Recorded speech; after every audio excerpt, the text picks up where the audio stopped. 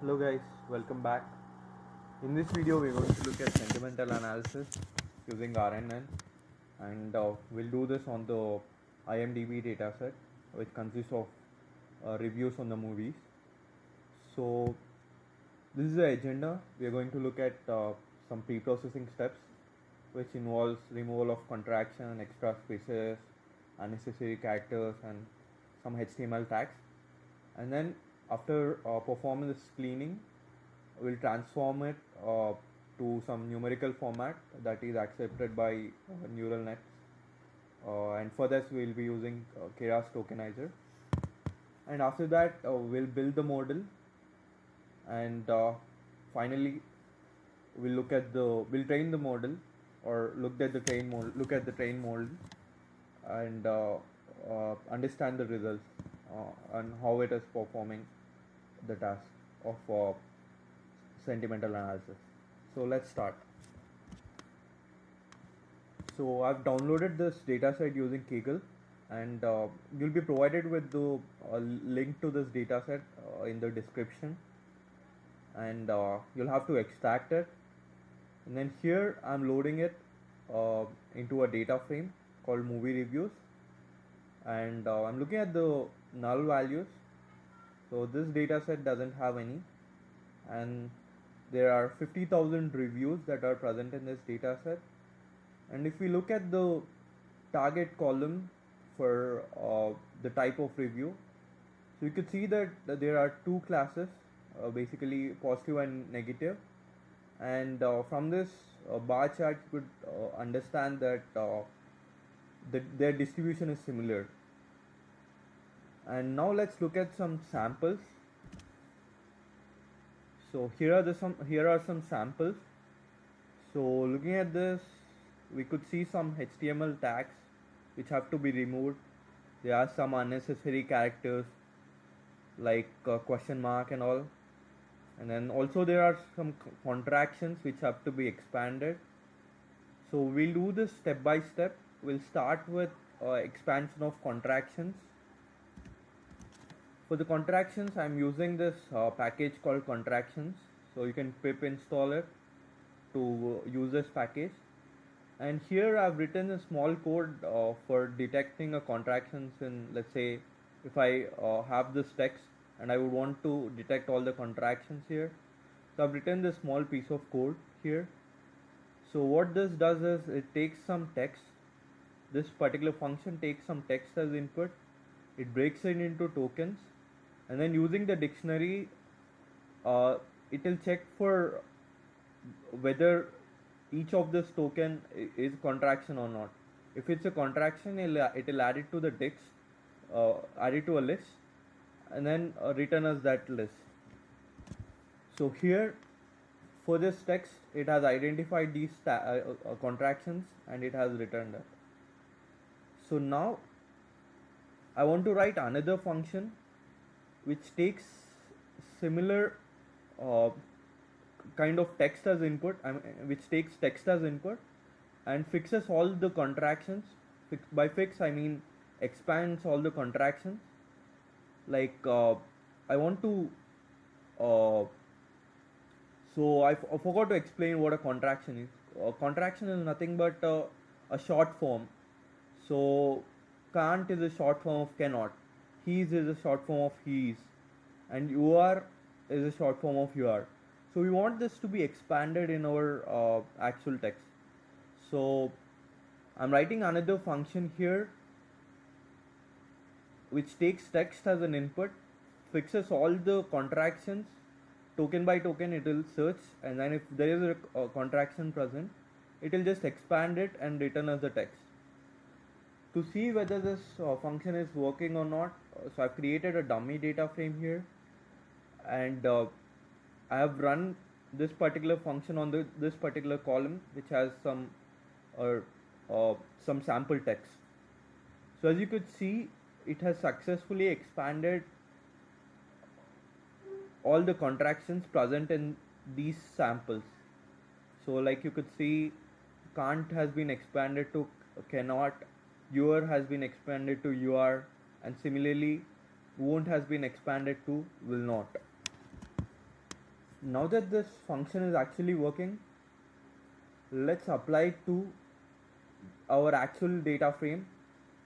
So I'm picking up the reviews column and then applying this particular function on the reviews column. What it does is on all the text present in the reviews column, so it will take each of it, expand the contractions present in the text, and then save it in the new column, which I've named it as expanded text.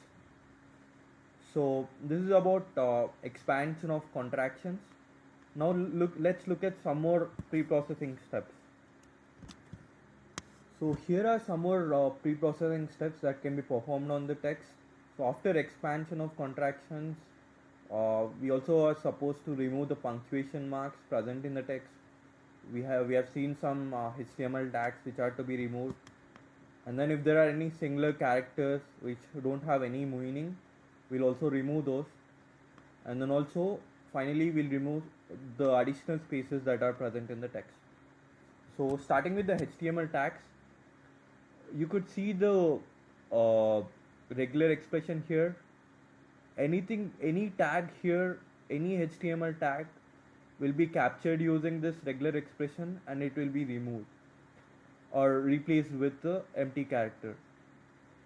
And then after this step, if you could look at the next regex, here we want to remove punctuations and numbers. So any non-alphabetical character will be removed, which includes any punctuation marks or full stop, or let's say exclamation or anything. So after this step, on the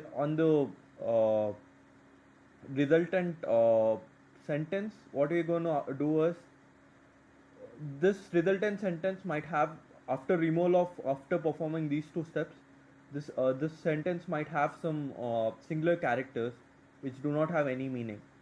So with this regex, what we are doing is, so any singular character with space in front and back of it, so we are capturing it, and then we are replacing it with an empty character, and then finally we are removing that additional spaces from the text. So this what this expression means is, any character with more than one space or any additional space, you're supposed to remove it and replace it with an empty character. For better understanding of how the regex expressions are functioning and how they are performing the removal of HTML tags and other characters, let's look at the sample example. So sample text. So here, after applying this remove tags function, you could see that all these tags are removed. As a result, you end up with this text. You end up with this text which doesn't have any tags, and then on this particular text, you're applying this regex to remove all non-alphabetic characters, so which includes this comma, this exclamation, and then full stop.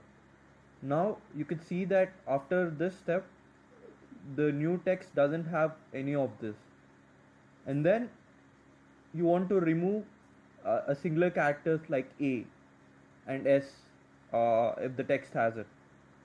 So like you can see here, this singular character has been removed with this regex. And finally, let's say if our text has some additional spaces, it will be captured with this regex and then it will be removed. So now what I am doing is, I am applying this this particular function called preprocess text on the expanded data or expanded text which we obtained using the contractions module. We have expanded the contractions earlier and then stored it in this particular column. So what I'm doing is, I'm applying all these preprocessing steps on this particular column using apply function. So like I said earlier, how apply function works is, so it will take each of the row, apply this function, and then replace it, the value in that particular row. And now finally I'm storing the result in this clean text. So let's save the clean text.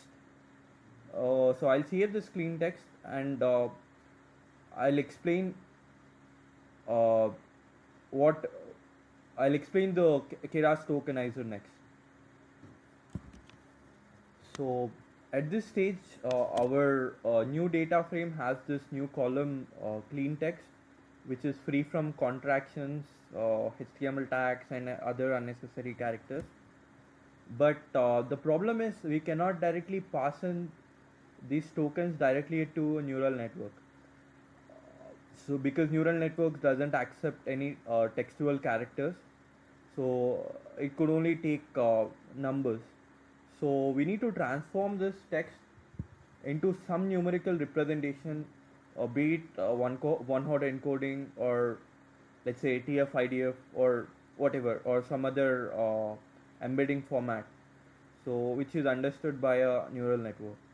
So here we are going to use Keras Tokenizer, and we'll see how it transforms this text into a numerical format next. So what this Keras Tokenizer does is, so here I have initialized the tokenizer, and then I'm fitting this tokenizer on the X train. So what this does is, it will extract the unique tokens and then limit it to top k tokens. So k here is the vocabulary size. I've set it to 15,000. So it will limit it to top 15,000 tokens. And then for each of these 15,000 tokens, it will assign a unique index starting from 1, because 0 is reserved for a special purpose. So, and then what you can do is extract the or convert the input text, which is this raw text, into a numerical format. So how this transformation is done is, so for each of the token in the input text that you provide, it will look at this vocabulary dictionary that the tokenizer has, and then assign the index value if it's present in the top k token. So as you could see, I'm assuming that all these tokens are present in the top k list. So for each of this token, it is replaced with the index value. So likewise, this is another text where you have obtained a similar kind of representation. So as you can see, the problem here is each text won't have the same number of tokens. So the sequences obtained will be in variable length, but you can't pass in different length sequences to your neural network. So we need to have a mechanism where you could have all the sequences which are in same length. So for that, what we could do is, we could follow this padding mechanism, which is nothing but appending zeros at the end or at the beginning to make the length of the sequences equal in length. So that is what I am doing it here. So I am padding the sequences obtained in the previous step and appending zeros at the end of it. So as you could see, I am using the post padding mechanism here, which appends the zeros at the end of the sequences obtained using Keras Tokenizer and makes all the text to similar in length. So moving down, now I am building the RNN model, I'm initializing the sequential. I'm saying that I'm using a sequential model here, and then observe here I'm using something called embedding layer. So what this does is, after you got the sequence in this format, which is nothing but a list of indices of each token present in the text, what this does is, this embedding layer does is, for each of the value in this sequence, it will replace with a dense vector representation. So how it does is not the scope of this video, but it replaces each of this tokens into a dense vector representation. So in simpler way,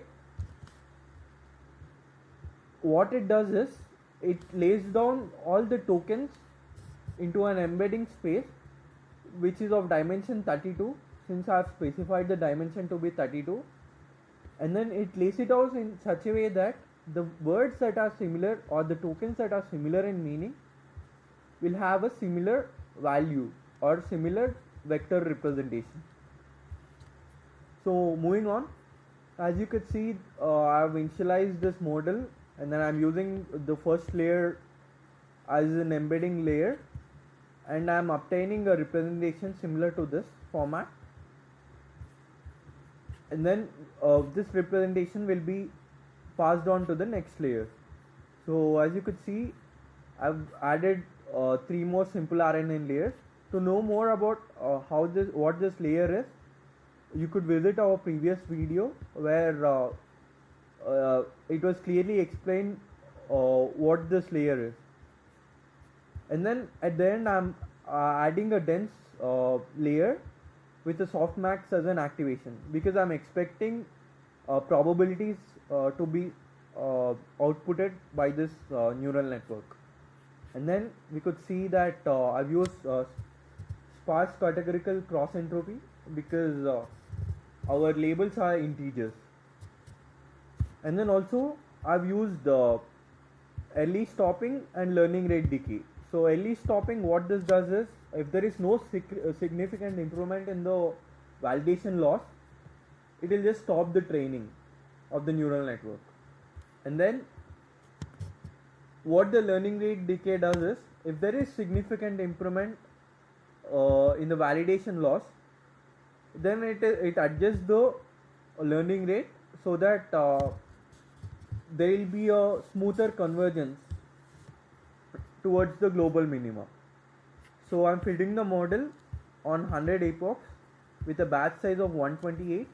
As you can see, the training got completed much earlier, and it didn't train for the 100 epochs because of the early stopping that we have mentioned here. So moving on, so this is what is the metrics that we have got. As you could see, we have got a decent text accuracy of 87%, and this is how the curve looks like. So as you could see, after certain point, the training accuracy seemed to improve, but the test accuracy remained stable. So it didn't decrease further. It remained stable, which means that there is no overfitting here, and the model is doing a decent job. So that is all for this video, and in the next video we'll look at some baseline models. We'll train some baseline models like logistic regression, SVM, and other models, other simple ML model, and then we'll do a comparison with this RNN model that we obtained here. Thank you.